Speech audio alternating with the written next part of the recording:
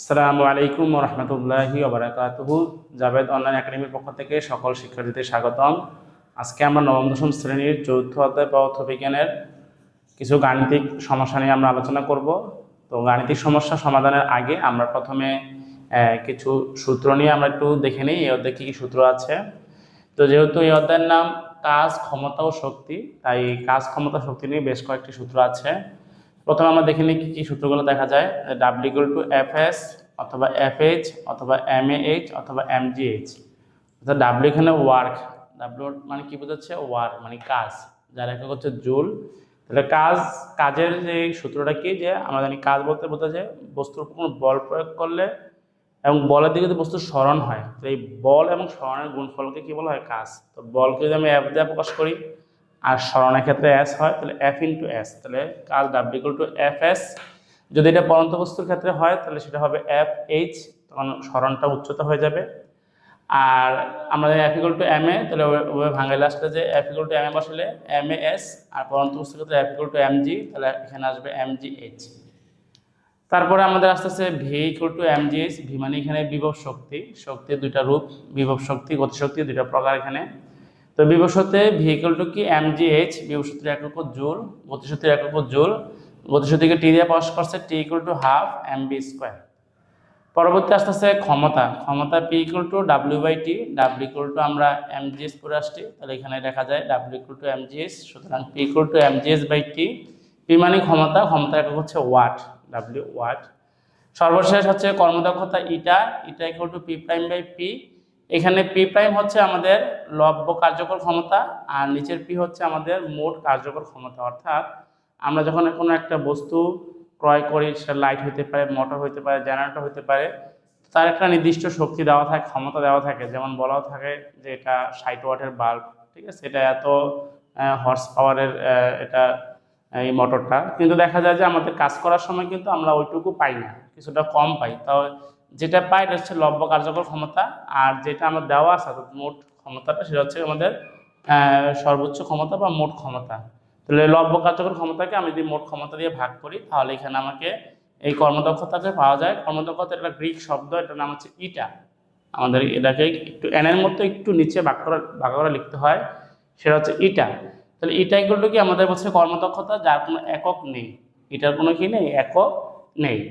আচ্ছা, এখন আমাদের দুইটা অঙ্ক করতে গেলে কিছু জিনিস মাথায় আসবে। তো আমাদের এই বিভব শক্তি, গতিশক্তির অঙ্কগুলো এই অধ্যায়ে বেশি আসে। তারপরে আমাদের কর্মদক্ষতা, ক্ষমতার অঙ্ক আসে। তো প্রত্যেকটা নিয়মিত আমরা একটা দুইটা করে অঙ্ক করার চেষ্টা করব। তো বিভব শক্তির ক্ষেত্রে আমাদের ক্ষেত্রে এখানে একটা উচ্চতা আছে এইচ, আর গতিশক্তির ক্ষেত্রে আমার বি স্কয়ার আছে। তো বি স্কয়ার ভাঙাইলেও একটা এইচ আসবে। আমরা ইয়াতে পড়েছি গতি অধ্যায়ে যে V square equal to U square plus 2gh পরন্ত বস্তু হলে, আর নিক্ষিপ্ত বস্তু হলে V square equal to U square minus 2gh। এখন এই এইচটার উপর ডিপেন্ড করতেছে তার মানটা। তো আমরা যদি বিভব শক্তির ক্ষেত্রে উচ্চতা আসে, এইচ আসে, সবসময় আমরা নিচ থেকে উপরে ধরবো, আমরা অঙ্ক করার সময় ভালো করে বুঝতে পারবো। শুধু মাথায় এটা লিখে নেই বা এটা নোট করে নেই, মাথায় একটু রাখলে হবে যে বিভব শক্তির ক্ষেত্রে উচ্চতা হবে নিচ থেকে উপরে। আর গতিশক্তি যেটা আছে সেটার ক্ষেত্রে আবার দুইটা প্রেক্ষাপট, নিক্ষিপ্ত যদি হয়, বস্তুটা যদি নিক্ষিপ্ত হয়, সেই ক্ষেত্রে উচ্চতা হবে নিচ থেকে উপরে, এই নিক্ষিপ্ত বস্তু সূত্র এটা হবে। আর যদি বস্তুটা পরন্ত হয়, তাহলে পরন্ত হলে হবে উচ্চতা হবে উপর থেকে নিচে, অর্থাৎ সূত্র হবে এইটা। এবং যেখান থেকে পড়তেছে ওইখান থেকে আমি যেই বিন্দু পর্যন্ত নির্ণয় করবো, উপর থেকে নিচ পর্যন্ত ওই উচ্চতা আমরা এখানে কাউন্ট করব। তো এই ছিল আমাদের এই অধ্যায়ের প্রয়োজনীয় সূত্রগুলি। তো এখন আমরা এই অধ্যায়ের কিছু গাণিতিক সমস্যা নিয়ে আলোচনা করব। তো চলো দেখা যাক কিছু গাণিতিক সমস্যা নিয়ে আমরা এখানে সলভ করার চেষ্টা করি। শিক্ষার্থী বন্ধুরা, আমরা বোর্ডে একটা সমস্যা দেখতে পাচ্ছি, সেটা হচ্ছে কুমিল্লা বোর্ড 2024 সালের একটা সমস্যা। তাহলে এখানে দেখা যাচ্ছে একটা বস্তু, এ বস্তু, সেটা উপরে আছে এবং বোঝা যাচ্ছে নিচের দিকে পড়তেছে। উপর থেকে নিচের উচ্চতা হচ্ছে 15 মিটার। তো বলা হয়েছে কি যে এই অবস্থান থেকে একটি বস্তুকে মুক্তভাবে পড়তে দেওয়া হলো। এখন গয়ে বলছে যে বস্তুটি কত বেগে ভূমিতে আঘাত করবে। যেহেতু উপর থেকে নিচে পড়ছে, তাই এটা বলন্ত বস্তু, একটা ক্লু পাওয়া গেছে। আর গয়াতে বলছে যে বস্তুটির কোন অবস্থানে বিভব শক্তি যান্ত্রিক শক্তির অর্ধেক হবে। এখানে যান্ত্রিক বলতে দুটি শক্তিকে একত্রে বোঝানো হয়েছে, অর্থাৎ বিভব প্লাস গতিশক্তিকে যদি আমরা একত্রে করি সেটাকে আমরা যান্ত্রিক শক্তি বা মোট শক্তি বলতে পারি। তাহলে এই ছিল আমাদের প্রশ্নটা। চলো আমরা একটু সমাধানের চেষ্টা করি। প্রথমে গয়ে কি বলছে যে ভূমিটি কত বেগে ভূমিতে আঘাত করবে। তাহলে আমরা দেখি আমাদের কি কি মানগুলো আছে। তাহলে এখানে আমাদের যেহেতু পড়ন্ত বস্তু তার আদিবেগ 0 হবে। তারপরে জি এর মানে আমাদের মুখস্থ 9.8 ms/2। এইচ এর মান প্রশ্ন দেওয়া আছে 15 মিটার। আর এখানে আমাদের বি এর মান বের করতে বলেছে। তাহলে আমাদের সূত্র হবে কি, পড়ন্ত বস্তুর সূত্র আমরা জানি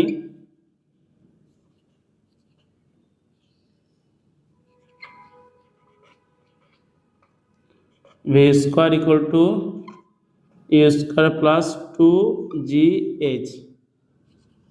তাহলে বি স্কয়ার বাদ দিলে এখানে বর্গমূল হয়ে যাবে এ স্কয়ার প্লাস 2gh। তাহলে আমরা মানগুলো বসিয়ে নেই। তাহলে এখানে আমাদের এ স্কয়ার মান 0 প্লাস 2 ইন্টু 9.8 ইন্টু 15।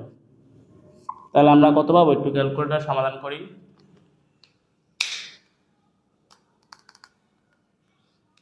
তাহলে আমাদের উত্তর আসতেছে এখানে কত আসলো, 117.15 ms/1।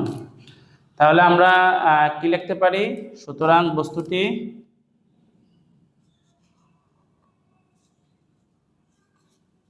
বস্তুটি 17.15 ms/1 বেগে ভূমিতে আঘাত করবে। তাহলে এই ছিল আমাদের গ নম্বর প্রশ্ন। আমরা একটু খেয়াল করি। তো যেহেতু পড়ন্ত বস্তু সেহেতু আমাদের প্লাস হয়েছে। তো প্রথমে আমরা এখানে খেয়াল করি পড়ন্ত বস্তু ইউর মান 0 স্কয়ার লিখেছি, 2 লিখলাম, জি এর মান আমাদের 9.8 আর এইচ এর মান দেওয়া আছে 15 মিটার। তো সেক্ষেত্রে আমরা মানগুলো বসিয়ে ক্যালকুলেটর সমাধান করেছি, আসলে আমাদের কত 17.15 মিটার। তাহলে এই ছিল আমাদের বস্তুটির ভূমিতে বেগ কত বেগে আঘাত করবে তার উত্তর। তো সুতরাং লিখেছি কি, সুতরাং বস্তুটি 17.15 বেগে ভূমিতে আঘাত করবে। তো চলো আমরা গয়ে চলে যাই। গয়ে কি বলছে এখানে, বস্তুটি কোন অবস্থানে বিভব শক্তি যান্ত্রিক শক্তির অর্ধেক হবে। তাহলে আমরা তো অবস্থান জানি না, তাহলে আমরা একটু চিত্রটা আবার এঁকে নিই। গহতে চিত্র যদি আমরা আঁকি, টোটাল চিত্রটা ধরলাম আমরা এই জায়গায়। তাহলে আমাদের বস্তুটা আছে এখানে, এটা এই অবস্থানে ছিল। তো টোটাল উচ্চতা ছিল আমাদের কত মিটার, 15 মিটার। ধরলাম এখান থেকে এখানে ধরলাম আমি 1 মিটার। তাহলে এখানে কত হবে, টোটাল থেকে ওই এক্স বিয়োগ হবে এত মিটার। তাহলে মনে করি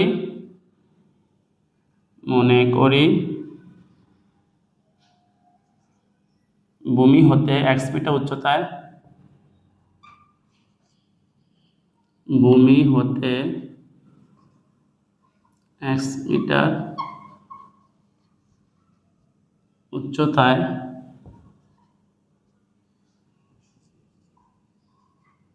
বিভব শক্তি যান্ত্রিক শক্তির অর্ধেক হবে।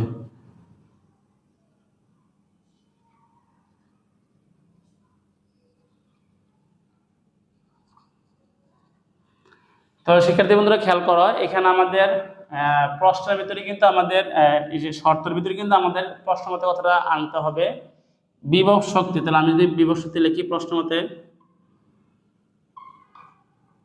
তাহলে বিভব শক্তি আমরা জানি বি, যান্ত্রিক শক্তি যদি আমরা লিখি তাহলে ই, এবং বিভব শক্তি যান্ত্রিক শক্তির কি হবে, অর্ধেক। অর্ধেক বলে এখানে আমাদের হাফ কথাটা আসবে, ঠিক আছে। তাহলে এখন আমাদের উচ্চতার ক্ষেত্রে দুইটা উচ্চতা পাইছি আমরা এখানে, নিচ থেকে উপরে দিয়ে এইচ ধরি এটাকে, এটা হবে আমাদের কত মিটার, এক্স মিটার। আর উপর থেকে নিচে আমি এক্স প্রাইম ধরি হবে 15 মাইনাস এক্স মিটার, ঠিক আছে। তাহলে বিভব শক্তির সূত্র কি একটু আগে আমরা খেয়াল করেছিলাম, যে মনে আছে অনেকের হয়তো এম জি এইচ। এই এইচটা হবে কি, যেহেতু বিভব শক্তি বলছিলাম যে আমরা কি নিচ থেকে উপরে, আর এখানে হাফ ই ভাঙালে আসবে বিভব শক্তি প্লাস গতিশক্তি, তাহলে বা এই mg h এর মান পাইছি আমরা x ইকুয়াল টু হাফ, এখানে আমরা সরাসরি লিখতে পারি mg x, যেহেতু এই ভি আর এই ভি সেম। তারপর টি সমান কি হাফ এম ভি স্কোয়ার, এখানে 2 ভাগ এ পাশে আসলে গুণ হয়ে যাবে, 2 আর mg x গুণ করলে 2 mg x equal to mg x plus half M V square ভাঙালে আসবে ইউ স্কোয়ার প্লাস 2g। এখানে যেহেতু এটা গতিশক্তির, তাহলে গতিশক্তির ক্ষেত্রে আমাদের দুইটা অপশন ছিল, পরন্ত নিক্ষিপ্ত। যদি বস্তু পরন্ত হয়, যেহেতু বস্তুটা হচ্ছে পরন্ত, তাহলে আমার হবে উপর থেকে নিচে, তাহলে আমাদের হবে এখানে এইচ প্রাইম যেটা ওইটা হবে, এই এইচ প্রাইমটা হবে। তারপরে আমরা এটা লিখলাম mg x 2 mg x, এটা প্লাস এ পাশে আসলে মাইনাস হয়ে যাবে mg x equal to half U square মান 0, যেহেতু পরন্ত বস্তু তো 0 আর লিখলাম না, এখানে 2g h প্রাইম মান পেয়েছি আমরা 15 মাইনাস x। তাহলে এখানে mg x দুটো থেকে একটা বিয়োগ করে থাকে শুধু একটা mg x, এখানে 2 কাটা থাকে mg ইন্টু 15 মাইনাস x। তো দুই পাশ থেকে mg বাদ চলে যাবে, তাহলে থাকে x equal two 15 minus x। তাহলে এই মাইনাস এর পাশে প্লাস হয়ে যাবে x plus x equal two 15 বা 2x ইকুয়াল টু 15 বা x ইকুয়াল টু উপরে 15 নিচে 2। সুতরাং x ইকুয়াল টু ভাগ করলে কত আসবে 7 × 14 আর হাত আপ, তাহলে 7.5 মিটার। তাহলে আমরা উচ্চতা পেয়ে গেলাম। তো কি লিখতে পারি, সুতরাং কত মিটার উচ্চতায়, ভূমি হতে 7.5 মিটার উচ্চতায়, এই x এর জায়গায় আমি কি লিখবো 7.5 মিটার উচ্চতায় বিভব শক্তি যান্ত্রিক শক্তি অর্ধেক হবে। আমরা আবার একটু বুঝে নেই, এখানে শর্তে বলেছে কি যে বিভব শক্তি যান্ত্রিক শক্তি অর্ধেক হবে কোন উচ্চতায়, সেটা আমরা জানি না, আমরা ধরে নিচ্ছি x। তো টোটালটা যদি আমার 15 হয়, তাহলে এটা যদি আমার x হয়, এটা কত হবে 15 মাইনাস x, তাহলে এই 15 থেকে x বাদ দিলে উপরটা পাওয়া যাবে। তাহলে প্রশ্ন মধ্যে b ইকুয়াল টু হাফ ই, এখানে ই মানে হচ্ছে আমাদের যান্ত্রিক শক্তি, তাহলে বি মানে কি আমরা mg h, এই এসটা কোনটা নিচ থেকে উপরে যেহেতু বিভব শক্তি, আর ই ভাঙালে আসলে বিভব প্লাস গতি, এই এইচ এর মানটা আমি লিখলাম x লিখলাম, এখানে mg x হাফ দিলাম, বি ইকুয়াল টু আবারও সেম mg x লিখলাম, টি ইকুয়াল টু কি আসবে হাফ mb স্কয়ার, একটু আগে আমরা গতিশক্তি সূত্র পড়েছি। তাহলে এরা 2টা ভাগ অবস্থা এই পাশে আসলে নিচে ছিল, উপরে এসে পড়ছে গুণ হয়ে গেছে, 2 mg x এটা লিখলাম, হাফ লিখলাম, m লিখলাম, V square equal to U square plus 2gh, পরন্ত বস্তু হলে প্লাস, নিক্ষিপ্ত বস্তু হলে মাইনাস। আর পরন্ত বস্তুর ক্ষেত্রে উচ্চতা হবে আমরা উপর থেকে নিচে, যেটাকে আমরা এইচ প্রাইম দ্বারা অবহিত করেছি। তাহলে এখানে 2 mg x ছিল, এটা লিখলাম, তারপর এটা প্লাস এ পাশে এসে পড়ছে মাইনাস, হাফ লিখলাম, m লিখলাম, ইউ স্কয়ার যেহেতু ইউর মান 0, তো ইউ স্কয়ার ইকুয়াল টু 0, তো 0 আর লিখলাম না, এখানে 2 লিখলাম, জি লিখলাম, আর এইচ প্রাইম এর মান কত পেয়েছি 15 মাইনাস x পেয়েছি।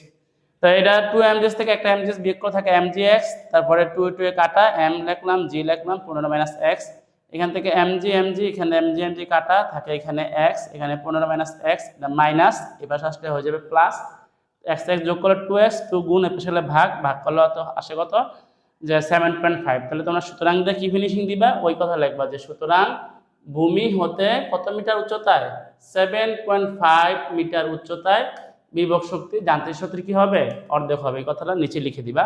তাহলে এই ছিল আমাদের পরন্ত বস্তুর ক্ষেত্রে আমাদের কিভাবে আমরা বিভব শক্তি এবং যান্ত্রিক শক্তির সম্পর্ক নির্ণয় করব। তো এখন আমরা দেখি একটা নিক্ষিপ্ত বস্তুর ক্ষেত্রে কিভাবে এটা অঙ্কটা সমাধান করা যায়। তো চলো দেখা যাক নিক্ষিপ্ত বস্তুর ক্ষেত্রে কি বলা হয়েছে। তো শিক্ষার্থী বন্ধুরা, আমরা আরেকটি সমস্যা নিয়ে আমরা হাজির হয়েছি, এটা চট্টগ্রাম বোর্ড 23 সালে একটি সমস্যা এখানে। তো এখানে আমাদের বলা হয়েছে কি যে 500 গ্রাম ভরের একটি বস্তুকে 9.8 ms ইনভার্স 1 ব্যাগে খাড়া উপর দিকে নিক্ষেপ করা হলো। তাহলে বোঝা গেল এখানে কিন্তু নিক্ষিপ্ত বস্তু, প্রশ্নে কিন্তু ক্লু দেওয়া আছে। তো প্রশ্নে বলা হচ্ছে যে বস্তুটি সর্বোচ্চ কত উচ্চতা উঠবে। নিক্ষিপ্ত বস্তুর ক্ষেত্রে আমরা একটা জিনিস মাথায় রাখবো, সর্বোচ্চ উচ্চতায় তার শেষ বেগ 0 হবে। পরন্ত বস্তুর আদি বেগ 0, নিক্ষিপ্ত বস্তুর শেষ বেগ 0। আর এখানে ভূমি হতে কত উচ্চতায় বিভব শক্তি গতিশক্তির 1/7 হবে, গাণিতিকভাবে বিশ্লেষণ করো। তাহলে আমাদের এখানে যেহেতু নিক্ষিপ্ত বস্তু তার আদি বেগ দেওয়া আছে 9.8 ms ইনভার্স 1, অনেকে মনে করে এটা জি এর মান, আসলে ms ইনভার্স 1 আবার বেগ বলা আছে সেহেতু এটা আদি বেগ। জি এর মান 9.8 ms ইনভার্স 2, আর আমাদের বি এর মান হচ্ছে 0, এমএস ইনভার্স 1, আর এইচ এর মান আমরা জানি না, বের করব। তো এই ছিল আমাদের মানগুলো, আমরা অঙ্কটা করি। তো আমাদের সূত্রটা কি হবে, এখানে আমরা যদি সূত্রটা ব্যবহার করি,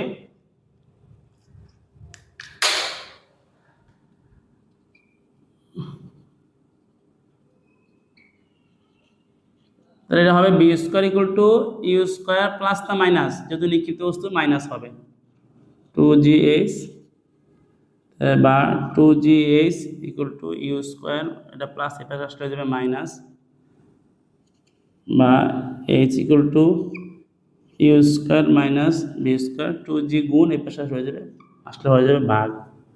তাহলে কত আসলো আমাদের, এটা 9.8 স্কোয়ার মাইনাস 0 স্কোয়ার 2 ইন্টু 9.8। তাহলে এখানে আমাদের কত হয় উত্তর, 0 স্কোয়ার বাদ 9.8 স্কোয়ার দুইবার আছে, তাহলে একবার কাটা গেলে 9.8কে 2 দিয়ে ভাগ করলে আসবে 4.9 মিটার। সুতরাং বস্তুটি সর্বোচ্চ 4.9 মিটার উচ্চতায় উঠবে। এই ছিল আমাদের অঙ্ক। তাহলে আমরা আবার খেয়াল করি, তাহলে যেহেতু নিক্ষিপ্ত বস্তু ইউ স্কোয়ার মাইনাস 2gh, এটা মাইনাস এই পাশে আসলে হয়ে যাবে প্লাস, এটা প্লাস এই পাশে আসলে হয়ে যাবে মাইনাস, 2 এর সাথে জি গুণ অবস্থা এই পাশে হয়ে যাবে ভাগ, ইউ স্কোয়ারের মান লিখলাম, মাইনাস দিলাম, 0 স্কোয়ার লিখলাম, 2 লিখলাম, জি এর মান 9.8, 0 স্কোয়ার বাদ 9.8 দুইটা আছে, একটা কাটা গেলে থাকে একটা, 9.8 কে দুইটা 2 দিয়ে ভাগ করলে 4.9। সুতরাং বস্তুটি সর্বোচ্চ 4.9 মিটার উচ্চতায় উঠবে। এখন গয় বলছে ভূমি হতে কত উচ্চতায় বিভব শক্তি গতিশক্তির 1/7 হবে। তাহলে আমরা আবার আগের মতো ধরে নেই গয়তে, যে ধরলাম এই ভূমি, ধরলাম এইখানে, যেহেতু আমাদের নিক্ষিপ্ত বস্তু উপর থেকে কোনো সুযোগ নাই, তাহলে মনে করি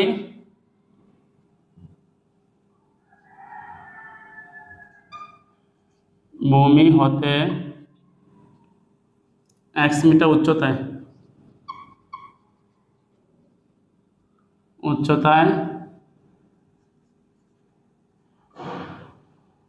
বিভব শক্তি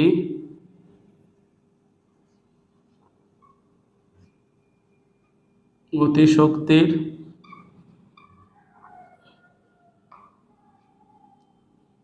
1/7 হবে।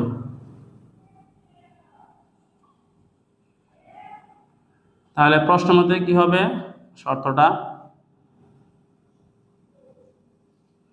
তাহলে b ইকুয়াল টু 1/7t, যেহেতু 1/7 বলেছে। তাহলে এখানে বিভব শক্তির ক্ষেত্রে উচ্চতা নিচ থেকে উপরে, তাহলে আমার h এখানে আমাদের হয়ে যাবে, h হয়ে যাবে x মিটার, গতিশক্তি t ইকুয়াল টু আমরা জানি 1/2 mv স্কোয়ার, এখানে 7 গুণে 14,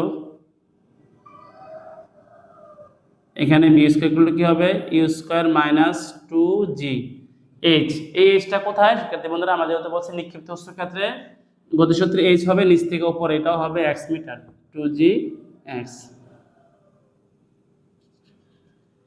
14 ভাগ এই পাশে আসলে গুণ হয়ে যাবে 14 mgx equal to m। Your মান আমাদের বস্তুর নিক্ষিপ্ত বস্তুর ব্যাগ দেওয়া ছিল 9.8 ms ইনভার্স 1। তাহলে আমরা এটা মানটা বসাবো, এখানে ইউ স্কোয়ার মাইনাস 2gx, তাহলে এখানে আমাদের এই 14 লিখলাম, দুই পাশ থেকে আমরা mm বাদ দিলে 14gx equal to U square minus 2gx, এটা মাইনাস এই পাশে আসলে হয়ে যাবে প্লাস, তাহলে 14gx plus 2gx equal to U square. তাহলে এবার 14gx 2gx যোগ করলে হবে 16gx, তাহলে 16gx equal to U square, বা x equal to U square by 16g। মানগুলো বসে নেই, ইউ এর মান পাচ্ছে 9.8 হোল স্কোয়ার, 16 লিখলাম, জি এর মানও 9.8, ক্যালকুলেশন করি।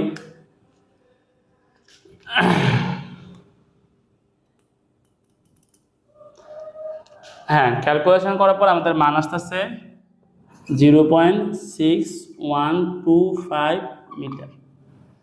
তাহলে আমরা কি বলতে পারি? সুতরাং বস্তুটি কি ভূমি হতে 0.6125 মিটার উচ্চতায়, তার বিভব শক্তি গতিশক্তির কি হবে? 1/7 হবে। আমরা একটু বুঝে নিই আবার। দেখো বলছে বিভব শক্তি ভি, গতিশক্তি বললাম টি, 1/7 মানে উপরে 1 নিচে 7। বিভব শক্তির উচ্চতা mg x, এখানে x কিন্তু আমার নিচ থেকে উপরে যেটা এটাই। আর গতিশক্তির ক্ষেত্রে এখানে 1/7 লিখলাম, t = ½ mv²। mgx লিখলাম 7 × 14 এককে 1, m লিখলাম, b² কি হবে? যেহেতু গতিশক্তি নিক্ষিপ্ত বস্তু, তাহলে u² প্লাস মানে মাইনাস হবে মাইনাস, ওইখানে যেমন মাইনাস হচ্ছে এখানে মাইনাস হবে, -2gx। এখানে ইউর মান কত আছে কিন্তু এটা হচ্ছে 9.8 m/1।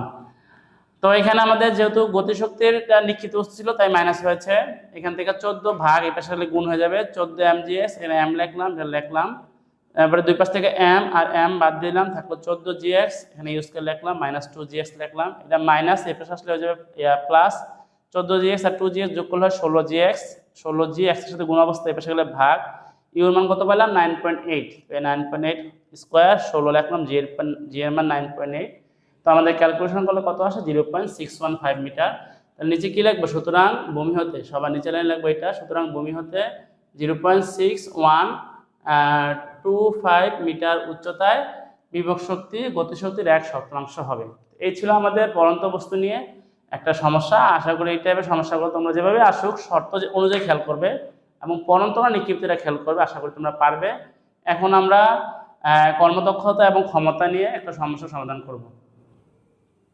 তো শিক্ষার্থী বন্ধুরা, আমরা আরেকটা সমস্যা নিয়ে আমরা হাজির হয়েছি। তো দেখি সমস্যাটা কি। এটা ঢাকা বোর্ড 2022 সালে আসছে এই প্রশ্নটা।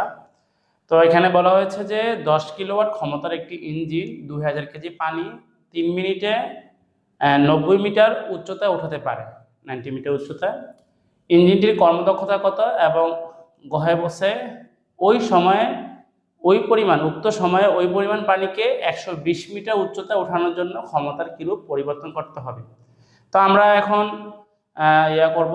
প্রথমে যেহেতু ইটার সূত্রটা ছিল কর্মদক্ষতা, যে লব্য কার্যকর ক্ষমতা আর মোট ক্ষমতাকে যদি ভাগ দিয়ে 100 দিয়ে গুণ করি তাহলে আমরা কি পাবো?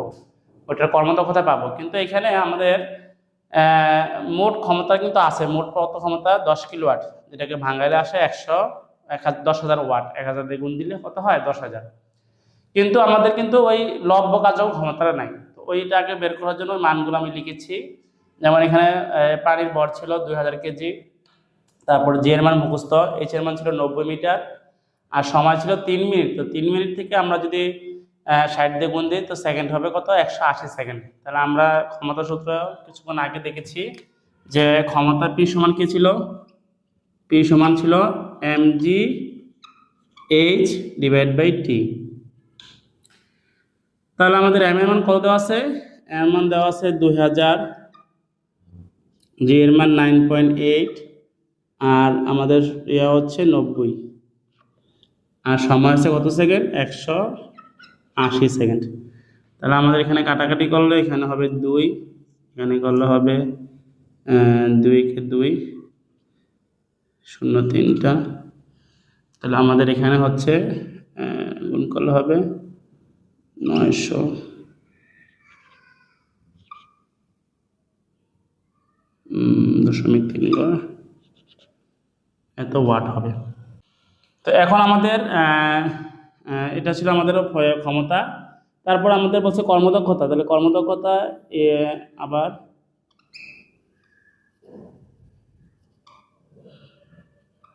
তাহলে এটা সমান, এটাকে আমি পি প্রাইম দিলে P prime divide by P into 100 এত পার্সেন্ট। তাহলে আমাদের আস্তে আস্তে এখানে আমাদের এটা পেলাম 9,800 ডিভাইড বাই 10,000 ইন্টু 100%। তাহলে ক্যালকুলেশন করলে কত আসবে? 0 0 কাটা 9.8 ইন্টু 100 সমান কত আসবে? 98%। 98%। তাহলে সুতরাং কি লিখবো আমরা? ইঞ্জিনিয়ার কর্মদক্ষতা কত পার্সেন্ট? 98%। তাহলে আমরা এখানে আবার একটু খেয়াল করি। তাহলে এখানে আমাদের বলা হয়েছে কি যে বস্তুটির ইঞ্জিনটির কর্মদক্ষতা কত। ইঞ্জিনটি কিন্তু কর্মদক্ষতা সূত্র কিন্তু আমাদের প্রধানত এইটা, যে P prime by P into 100%। কিন্তু আমাদের এখানে ওই যে পি প্রাইম অর্থাৎ বস্তুর যে লব্য কার্যকর ক্ষমতা, ওই মানটা কিন্তু আমাদের নেই। তো প্রথমে সেটাকে বের করে নিয়েছি যে পি ইকুয়াল টু কত, mgs বাই টি। তাহলে এখানে পি সমান কত, mgs বাই টি। তাহলে আমি mgs এম এর মান 2000 কেজি দেওয়া আছে, জি এর মান 9.8, টি এর মান 3 মিটার, আর এইচ এর মান 90। 3 মিনিট ছিল টি এর মান, তো সেখান থেকে 180 সেকেন্ড, আর এইচ এর মান 90 মিটার। তাহলে এখান থেকে আমরা পেয়েছি ক্যালকুলেশন করে 9800 ওয়াট। তো ওই মানগুলো বসিয়ে আমি এটার মান পেয়েছি না 98%, অর্থাৎ ইঞ্জিনটির কর্মদক্ষতা ছিল কত পার্সেন্ট, 98%। তো এখন আমরা গহ নম্বর প্রশ্নটা খেয়াল করব। তো গহ নম্বর প্রশ্নে কি বলা হয়েছে যে উক্ত সময় ওই পরিমাণ পানি, অর্থাৎ সময় 3 মিনিট ঠিক থাকবে। তারপরে কি আবার বলছে যে কি যে তোমার এই যে পানির যে 2000 কেজি ওইটাও ঠিক থাকবে, কিন্তু উচ্চতা পরিবর্তন হয়ে যাবে। অর্থাৎ আগে ছিল কত কত মিটার, 90 মিটার, বর্তমানে হয়ে যাবে 120 মিটার। এই উচ্চতা যদি পরিবর্তন হয় তাহলে ক্ষমতার কি পরিবর্তন করতে হবে। আগে তো আমি 10 কিলোওয়াট ক্ষমতা দিয়েই চলতে পারতাম, এখন আমাকে দেখতে হবে তোমার এই 10 কিলোওয়াট ক্ষমতা কি দিয়ে হয় নাকি একটু বাড়াইতে হয়। তো চলো দেখি আমরা মানগুলো আগে উঠাই নেই। তাহলে গহতে খেয়াল করি। তাহলে এখানে এম কিন্তু 2000 কেজি, এটা ঠিক থাকবে। জি এর মান মুখস্থ 9.8, এটাও ঠিক থাকবে। তারপরে এইচ এর মান আমরা এস প্রাইম দিয়ে রেখে, আগে ছিল 90, এখন হয়ে যাবে 120 মিটার, আর সময় টি হচ্ছে 180 সেকেন্ড। এটা ভাঙা রাখছিলাম আগে গহতে, ঠিক আছে। তাহলে আমাদের এখানে P1 দেই, P1 এর মানটা কত পাচ্ছি। তাহলে আমরা জানি ইটার মানটা ছিল 98%, এটাও গ হতে পেয়েছি। গ হতে পার্সেন্টকে ভাঙাইলে আসবে 0.98। তাহলে সূত্রে আর পার্সেন্ট দেওয়া 100% দেওয়া লাগবে না। তাহলে এখানে পার্সেন্ট ভাঙলে আমরা 100তে ভাগ দিবে আর কি। আমরা জানি আর এমনি ওইখানে ক্ষমতা ছিল আমাদের কত, 10 কিলোওয়াট, ওইখানে ছিল ক্ষমতা 10 কিলোওয়াট। তাহলে আমরা জানি P1 সমান mgs prime divide by T. তাহলে সব ঠিক আছে। এখানে 2000, এখানে 9.8, এখানে আমার কত আসতেছে 120, আর সময় কত সেকেন্ড, 180 সেকেন্ড। সবাই একটু ক্যালকুলেটর ব্যবহার করি। মান আসতেছে 13,000 66.667 এত ওয়াট। তাহলে এই ছিল আমাদের 120 মিটার উচ্চতা এসে আমাদের কার্যকর মানে কার্যকর ক্ষমতা ছিল। তো এখন আমরা দেখি আবার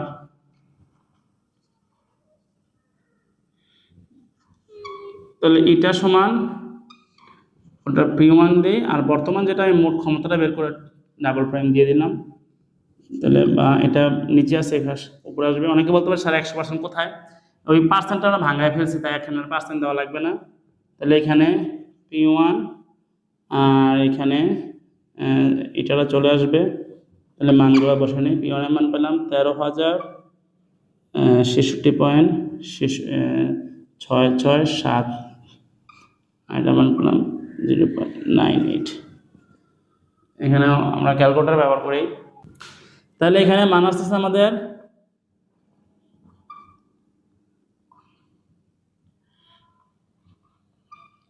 এত কিলোওয়াট, এত ওয়াট আসতেছে। তো এটা যদি আমি কিলোওয়াট নিতে চাই তাহলে আমাকে 1000 দিয়ে ভাগ দিতে হবে। তাহলে এখানে আসতেছে 13.33 কিলোওয়াট। সুতরাং ক্ষমতা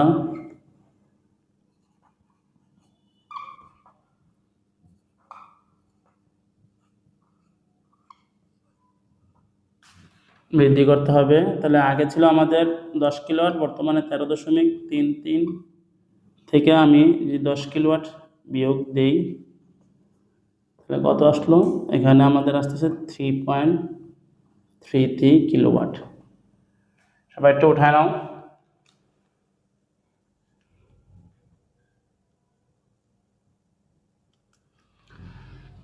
তো এই ছিল আমাদের ঘ নম্বর